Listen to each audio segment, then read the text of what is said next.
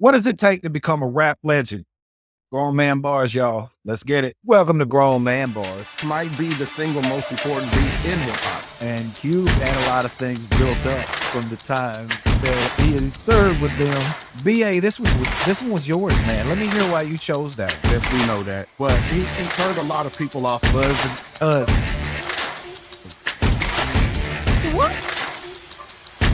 I mean, I did get my money back. So there's that.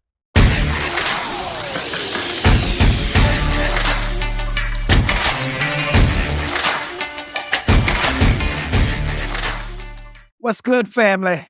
And welcome to Grown Man Bars, the best hip-hop show for grown-ups in America, where mustard sales have increased 112% thanks to Kendrick Lamar. While you're here, go ahead and pretend the like and subscribe buttons told you they wanted a tattoo like yours and hope you didn't mind, and then crash out on them for some unknown reason. We are now also on audio podcasts on Spotify, Apple, and Amazon. So if you're a listener and you don't like to look at my face, go check us out there. We'd really appreciate that.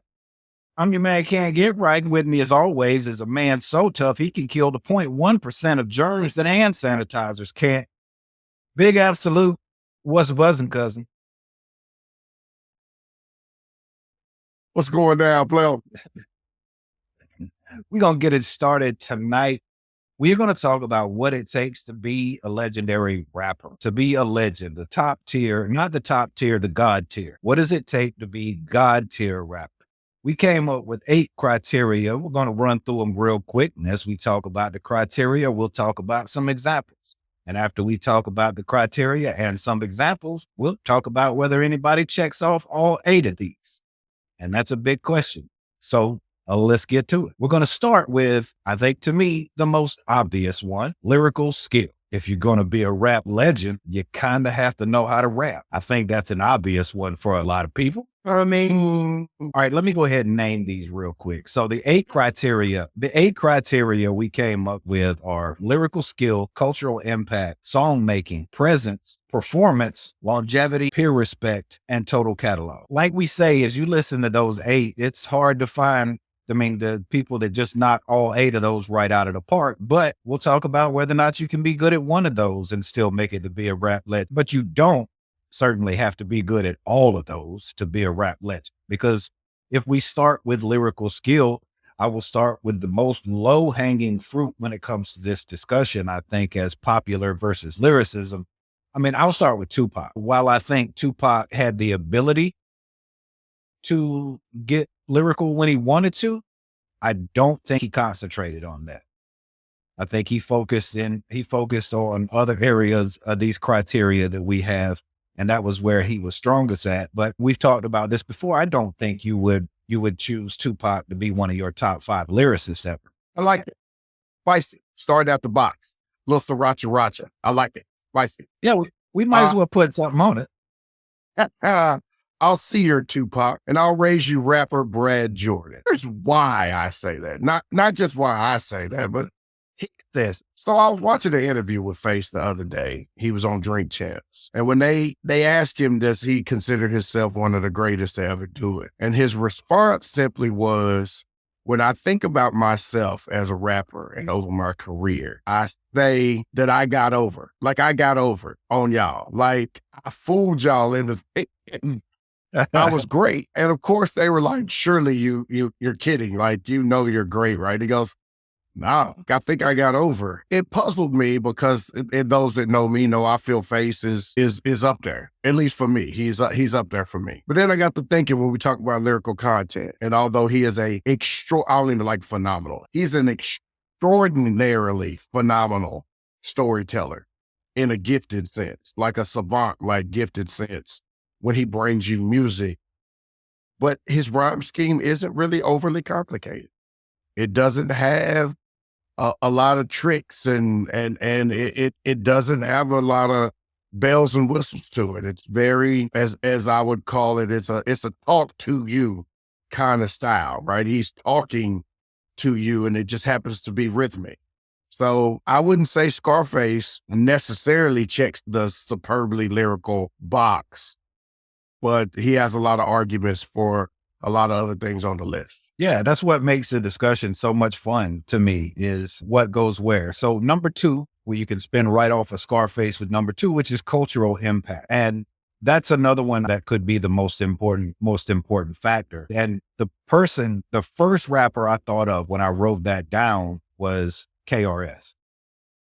Yeah, Because even now, though, when KRS, like that old Schwab commercial, like when KRS-One speaks, people listen.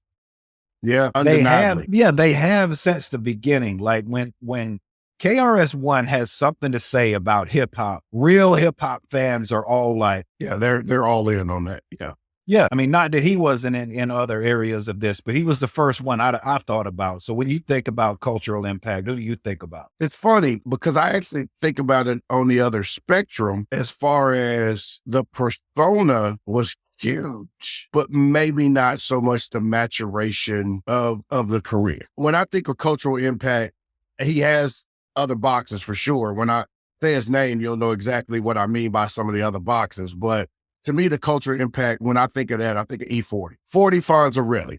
The impact he has had on hip hop, not even just the West Coast. When you talk about finding a lane and then dominating your lane, is there many better than 40 Fonzarelli? I mean, wouldn't have known this had I not been a 49er fan, just growing up about as far away from the Bay Area as you can grow up. right? But I listened to all of the reporters and the beat writers and the people who cover the 49ers out there. And E40 is, I don't know if y'all know this, he's a big Niner fan, obviously, and he goes to all of the home games and he's on the sidelines. Not like, Yeah. I mean, he's on the sideline. Yeah. Yeah, If he he's didn't not, have on the jacket, you'd think he was going in at some point. He's that right. close. Let's move to number three, song making, which just so I can explain to people, lyricism and song making are completely different. You can be good at one and not good at the other. You definitely can. There are a lot of rappers who I think put great songs together, but lyrically, they're not that strong. And some of my favorite rappers are some of the best lyricists in hip hop, and they can't write a hook to save their lives. And that's just the way it falls because it's two different skill sets. Yeah. Yeah. And whenever you find an artist who can do both, that's what makes them more impressive. But when it came to song making, I'll let you go first. I've been going first on all of these.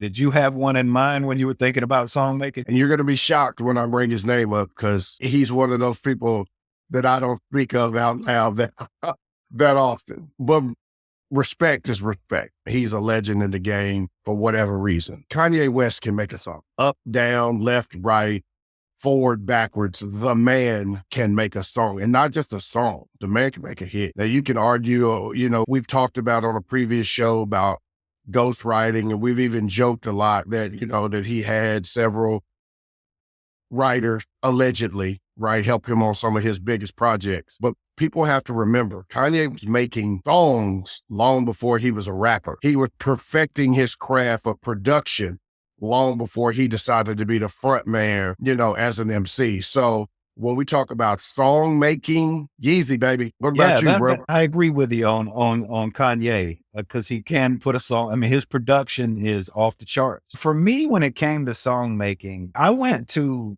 Jay-Z on this one, just because it's an easy one to go to. Yeah, but it's very relevant for sure. Yeah, it's the first one that popped in my head because I mean, he said this. He rolled like 6 summers in a row. Like every summer, Jay dropped his album and there was a track on there that we all loved. I mean, sampling from Little Orphan Annie and turning that into a hit. The Hard Knock Life joint. Right. He turned Hard Knock Life into a hit. He's always had that ability to do that. And part of his song making is because to me, Jay-Z's one of the rappers who has the most quotables. He got a lot of quotes out of a lot of these active writers. I've always said I never thought he spazzed out on one verse or one song, just like spazzed out for 48 bars, because that's not what he wanted to do. He wanted to build the song, but there were always bars and songs that you were like, I'm going to hold on to that one for a while. Story of OJ. I was listening to the story of OJ yesterday. Just, I'm not black, I'm OJ. Okay. Like, that's crazy to me. Yeah, that's yeah, for sure. Lots of quotables for sure. All right. So next one, and this is a fun one for me, presence. And I separate presence from performance because I mean presence as in when that person shows up, when that person walks in the room or that person walks into the venue or whatever. That's what I mean about that presence, just like how they carry themselves. I'll let you go first on this one again if you got one ready. If you got one locked and loaded. I go back and forth between these three, and oddly enough, they're from the same region, but I'm going to pick this one because, again, it's another name that I don't usually talk about a lot on these shows.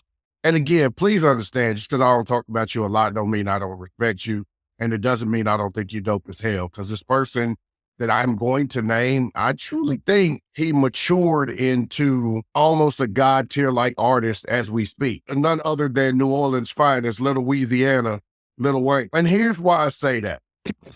Let's talk about the Super Bowl for a minute, right? Let's talk about the uproar that half of hip hop had just because he wasn't involved in the halftime show in his own city. Now, we've had halftime shows in many a place, and that doesn't guarantee you're on the docket. And I think people got confused because when the Super Bowl was in LA, it was a Drake production and everybody just assumed that's kind of the way it's supposed to be. But up until that moment, that's not really the way it's supposed to be. People have to remember, it's not like this was the first Super Bowl we had in New Orleans, right? We've had a couple. I mean, it's easy to say in hindsight that they got it right because Kendrick's performance was outstanding. Yeah. The show was outstanding, but it's arguable though that before you seen it live, what Kendrick was able to do, it was arguable up until the performance started. That was the right way to go. So yeah, I said all that to say, Wayne for sure with presence. He's somebody that I still feel in hip hop commands attention, respect, and all eyes on me when I step in the room. Somebody, the person that I went with was it even surprised me that this was the first name that popped into my head when I thought about presence in hip hop. But I went with Queen Latifah. Ooh. Latifah has always just like commanded presence. Everywhere she is, you see people notice her. They're like, oh, Latifah's here, or oh, Latifah's talking. Hold on. And she's earned every bit of it. She has earned every bit of credit that she gets with music, movies, TV, everything she's done. I mean, she deserves every bit of it, and I'm happy to see her get it, but she gets her respect. Or other artists respect her, male artists respect her. Like nobody looks at her as any kind of anything. They're just like, Latifah is that lady. And the Queen, you gotta understand, the Queen, when we say there's levels to this, the Queen gave us levels. The Queen was an artist. She was also an exec. She was also a record label owner. She gave us levels. And then she ventured out into other things, movies and TV and singing, right? She too had an R&B style and she went old school with it, like Croning old school with her R&B album. So enough respect due to the Queen for sure. All hail the Queen. For sure. So we moved to, right off of presence, we moved to performance. There were two names that I came up with, and I think the first one that pops into my head is probably the first one that popped into your head, and probably the first one that popped into about 98% of rap fans' heads. So I'm going to go with the second one just in case. I went with Mos Def on this one. Because if you've ever seen a Mos Def show, yeah. Mos Def sings, he plays the piano, he raps, he dances. He gives it to you. He gives you the whole show. He plays instruments. He gives you the entire gamut. He does a little poetry in there sometimes, some spoken word, and it is just, it's so hip hop. It's not just rap. It is hip hop. Like there is an aura of hip hop that is around a Mos Def show because he embodies so many of the other elements of hip hop outside of just rap. And it is art just all working together. And that is why, to me, Mos Def is a spectacular performance. So who did you go with? Who was the first person you thought of?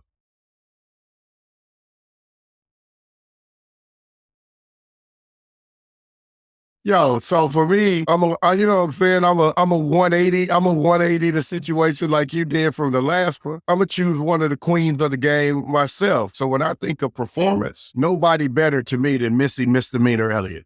Okay. Missy gives you everything. Even though she doesn't play her own instrument, she sings, she dances, and she gives us imagery at her shows. The outfit changes, the old school to the new, the futuristic. Like I remember early in her career with her and Timbaland, it was on the first album. They had a whole Matrix theme like concert. Like, so everything was like you was in the Matrix, right? And it might have been a Timbaland concert that the artist that he worked with performed in, but it was like a Matrix concept. Like, it was crazy. So this is what you get. There hasn't ever, I mean, really never been a song that Missy's given you that she didn't give you imagery with it. It wasn't just lyrics, bar, hook. It was, I can't stand the rain, right? You don't have an umbrella. You're basically wearing, and you know what I'm saying? Like you're just, and the movements are like drippings of rain. Like, it's just all of the things surrounding what she does to me. And that was the first person that really jumped at my head. I had to go with Missy Misdemeanor Elliott on this one. He who of which we are not speaking is of course DMX. If you've ever seen a DMX performance, I don't need to explain anything to you. Jay-Z and Method Man did it the best when they talked about watching him perform on the Hard Knock Life tour, how he would be crying on stage. He was feeling the passion for his performances so much. And then Jay being like, nah, I got to go do Hard Knock Life after that. What Jay say? Now you go. He's like, the guy's up there doing a prayer. He's barking. He's doing a prayer and he's feeling the prayer so much he's crying. The entire stadium is just as quiet as it could be in respect of it. Then he starts barking and goes nuts. And then it's like, all right, you go. Now you go. It's a hard knock. Like, now you go. Yeah. So the next one is one of my favorite ones. I think this one, in my opinion, is kind of one that's almost, depending on rare exceptions, a must-have to be a legend, and that's Longevity. You can come in, and so the person that I thought about longevity-wise, I mean, there are plenty of rappers who have it, so I thought about somebody who might be in other categories here, but struggle with the longevity thing. And I thought a perfect example that popped into my head was Nelly, because Nelly had 2 albums that went diamond. Oh, yeah. And now I know that at least one of them, they released a ton of singles and released some late singles to get it over. But whatever, 10 million's 10 million. And that is a ton of records. And he owned an era there for maybe a 5-year period, maybe even longer than that. Maybe I'm cutting it short, to be honest. But either way, it still felt like one of those teams that gets good that is terrible for 30 years, gets good for 5 years, and then loses all their players and sucks again for another 30 years. I didn't mean to say that Nelly sucked after he left. I didn't mean to say he was just terrible when he left. But what I'm saying is, when he left, he left. When he was gone, he was gone. Poof. And I don't know if he left because he wanted to, or if because the audience was just, because there are people who come along at times that have sounds and the audience is like, we really like your sound. But then they're like, okay, we have had enough of your sound now. We don't like you anymore. There have been artists that, I mean, it used to happen a lot more than it does now, because I think now at least the machine will squeeze at least 4 albums out of a terrible rapper instead of keeping them to just one. But Nelly was the person that I thought about. Like, I don't think Nelly had the longevity that you would want to argue that he had. Like, you had 2 seasons where you went 15-1, but you were like 8-8 for the rest of your career. Sorry, Nelly. Not sorry. I'm not saying he's a bad rapper. I'm not saying that. No. I'm not, and don't think I didn't have those albums I'm talking about. We all have them. I know the words. I was bumping 2 songs off Brass Knuckles the other day. Like, I don't have that one. It is what it is. That was the person I thought about that would at least generate conversation when it came to the word longevity. But who'd you have? I'm going to get some flack because I don't want people to confuse still being relevant with longevity.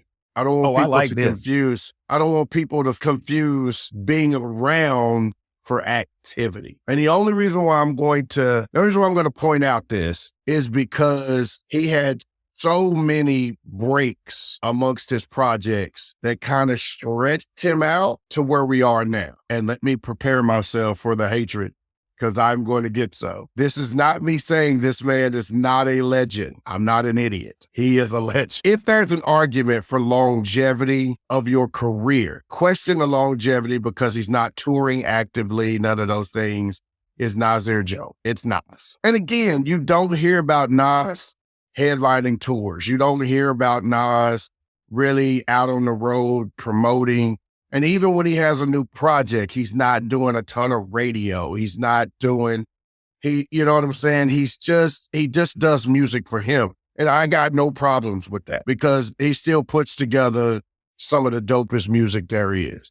But you have these pockets where you don't give us anything for a while and then give us a nibble, like Black Republic. You know what I'm saying? Like you give us a nibble and then we're like, okay, we're ready for it. And then gone. Yeah. I get it. There were a lot of times where you had to go a long time in between getting anything from Nas. And yeah, I mean, that argument makes sense to me. I mean, if you stretch out his catalog just based on years he dropped, he seems very relevant for a very long time. You don't count the spaces. That's what I'm trying to say. Like, I'm not saying he doesn't have eight albums to his catalog or whatever. He didn't drop in the 90s, then the 2000s and the 2010s. I'm not saying that, but I'm just saying you can't give me 2 in the 90s and then give me a 5-year break, then give me 1, then give me a 3-year break, then give me, you know what I'm saying? That's what I mean. So just to kind of have a project in every decade. So, and the person I always thought about this, I want to make this one quick, on the other side of the longevity aspect was LL, because LL never gave us a 10 million. He never gave us a diamond album. He gave one us get close, but right. He never gave us too many of those. So he gave us 14 platinums or multi-platinums. And 11 of those were, and 11 were of those platinum were in a row. That is, like I've said before, that's a Hank Aaron kind of career. That's hitting 30 home runs a year for 20 years, man. Like that is longevity. So we move on to Pure Respect, and I'm going to steal this first name because it's Rakim. When it comes to Pure Respect, that's my dude anyway. But when it comes to Pure Respect, when you talk about lyricism and hip hop and you bring up the name Rakim, people are like, nobody argues with you. They might argue who's 1, 2, or 3, but when you say one of the best lyricists ever, Rakim, nobody bats an eye at that. Nobody has a hiccup at all to hear those words come out of anybody's mouth. One of the best lyricists ever, Rakim, no problem. And that's it for me. That's all I got to say. Rakim. That's all you have to say is his name. The R, the 18th letter, Ra. Anything you want to do. Rakim Allah. Right? He said the R to the A, switch it around. It still comes out R. Like, you know, it's that guy. I was going to be easy. This ain't that kind of show. So I'm going to tell you who I was going to say and be easy, but I'm not going to make an argument for him. Make an argument for my next person. Who I was going to say, and it's real simple, was Ice Cube. Simple, to the point, respected. Several reasons. That's easy. But wait, I don't know if Ice Cube is respect or fear. Either way, your mama used to say, I don't care which way you look at it, do what I tell you to do.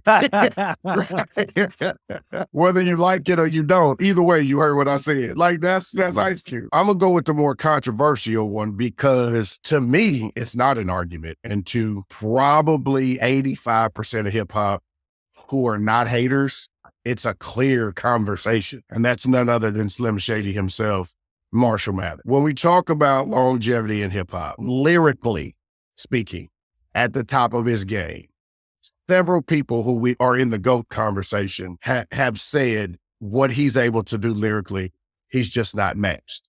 The reason why this is a controversial topic is for you 15%. And this is not saying that your person that you think is more lyrical than him isn't lyrical. There are several people that live Black Thought. We talk about it all the time on this show. Bars are bars. But for the 15%, it says that he ain't that dude lyrically. You have to ask yourself, I ain't gonna do it because for me, we could be here all day with this argument. But you got to ask yourself, I mean, he said it in a song. You got to ask yourself why you can't hear that. Now, if you talk about, and my man Can't Get Right says it off, if you tell me you just don't like it, it's not your choice of music, I got no problem with that. But if you tell me there's a bunch of people better lyrically than him for the same amount of time in a career as him, I need statistical data that backs that up. Yeah, I'm actually in a different category than you. I am one of those people that I say his music's not for me because I don't like what he talks about. But I'm not I going get to it. I don't like what he talks about. It's just not for me. But I'm not going to say that the man can't string syllables together in ways that people haven't done before. He plays with it. I mean, That's he's what a I said. student of the game. And that's one thing that everybody like Rakim, LL Cool J, Redman, those guys have said about him. They've said, he knows hip hop. He knows when people started using multisyllabic rhymes and when they started playing with internal rhyme schemes and things like that. And who's the first person that started doing this? Like, he understands all that. So for me, it's hard pressed for me to find 5 artists lyrically that with the longevity over the same 23 years span that has stayed at the level of him. And I'm with you. I don't love every song he does. There's some songs I wish he didn't do. Then I hear stuff like Till I Collapse and remember, oh yeah, that's the guy. That's the same dude. Yeah, that for me, longevity, I give it to Slim. That's a good way to go into the last criteria, which is just catalog. And instead of like just diving into that, let me ask you one question. How many great albums does it take to have a good catalog? 5. Because I don't know if I can answer it. I mean, that seems like a nice round number.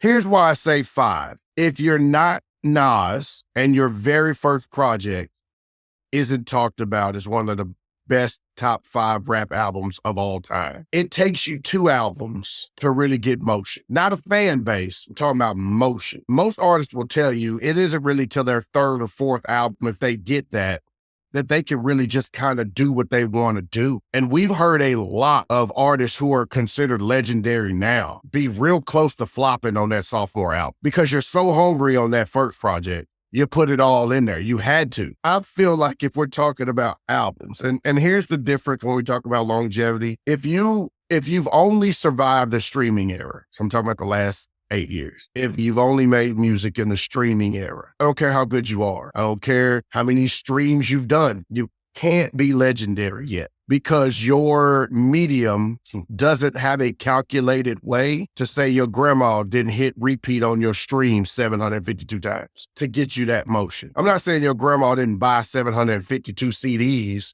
to help you get to platinum, but she would actually have 752 hard copies in her garage that she was giving out every Christmas to everybody in your family for the next 52 years. That's what I'm saying. So when we talk about, catalogs, and I say 5, I'm talking about something that you had to promote, press, release, and then do it again and repeat the process and get better over 5 albums. Hard to say who's got 5 good albums, though. That's going to be the problem. It's also, I have to ask a question, and I have to say a name like Biggie Smalls. Died. Hard to say, can he be a legend without 5 albums? Right. Hard. Can you say he's has a great catalog? He died. He had 3 great ones. He had 3. And see what Biggie, like in that instance, and I'm not saying because it's big, but in that instance, if you die before you get a chance to have 5, so you made 3, but all 3 of them was good, you were still shooting 1,000. That was my argument. That was going to be my argument. It's like you died, but you were 3 for 3 when you died. 3 for 3. And don't get me wrong, no disrespect to the dead of any shape or form, him nor Pac. But those 2 albums that were released upon their absence from the world, those might have been 2 of the best albums. Right? Like Life After Death was a problem. Yeah. Life After Death was a problem, right? It was. Machiavelli was a problem. Right? It was, but for Big, I felt like it was so many other artists chipping in to help out with so much love. And I think they had to do that to finish it too, but yeah. I don't have a number of how many of these you need to be able to check off, and I don't think it matters. I think this is just a fun way to talk about it because there are people that I call legends who really, to be honest, it's hard to have only one of these because if you're a legend status in one of these, you're probably going to at least hit another one. If you're a legendary lyricist, you're probably going to impact performance, presence, peer respect, something. Right. Yeah, you're going to hit one of these other ones. But I guess the most fun question was, does anybody hit all 8 of them? And I had the only person that I could say is to go back to someone we've already done a show on this about.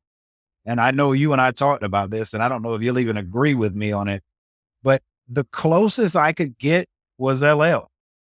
It is without a doubt. So I mean, have this argument. Yeah, and I don't I know have if this I don't argument even with people a lot. the catalog is where I kind of have the problem with him. And that's the funniest thing to say with LL because he's got one of the largest, but that's where I'm at with him. I mean, I have this argument a lot. And so I build LL Cool J to go for a lot of reasons. And most of those reasons circle impact. His absence in hip hop. If you know hip hop, if there was no LL Cool J like ever, you can say a lot of things. You could say Def Jam had EPMD, Slick Rick, Beastie Boys. You could say a lot of things that Def Jam was able to do as we ended the 80s, went into the 90s, and they were able to do quite a few things. But 1983 was a pivotal year for Russell Simmons and Rick Rubin. And if this 60-year-old dude did show up 18, 19 months later, Def Jam would have folded. No Def Jam. I don't even need to rehash it. No Def Jam. Go find out how many things were connected to Def Jam. How many distribution deals? Yeah, if there's no Def Jam, you probably slow the progression of hip hop down by 20 or 30 years. Easily. The only other person I probably would argue, and he's kind of in the same situation as LL, in the situation that the catalog is the catalog, and he's had some masterpieces, right? But he's also had some that didn't hit the heights that some expected it to be. Right? I'm not gonna lie. I'm not gonna lie. We've said this last one he did got a little corny to me. Got a little corny, and I hate to see that towards the end of a career or the later years in a career. I hate to see that, but it happens. And you know, he's my cloth. He's my era. He's one of the gentlemen. Him and LL were one of the gentlemen that really got me into wanting to be a rap. Corny for me is tough. I like the word dated, right?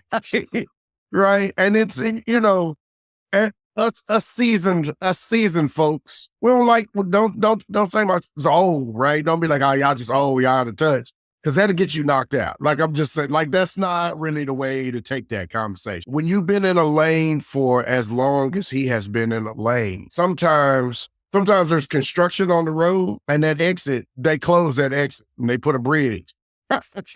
They put a bridge or a connector, right? But you ain't went that way in a minute, and you don't need GPS because you know how to get there, except your exit ain't there no more. You're saying maybe when you have 25 albums that sometimes when you're making one of those albums, it might be like those times you're driving home from work and you start thinking about something, and then the next thing you know, you pull it in your driveway and you're like, damn, how'd I get here? I don't even know how I got home. I don't remember turning nowhere. I don't remember. Yeah, exactly.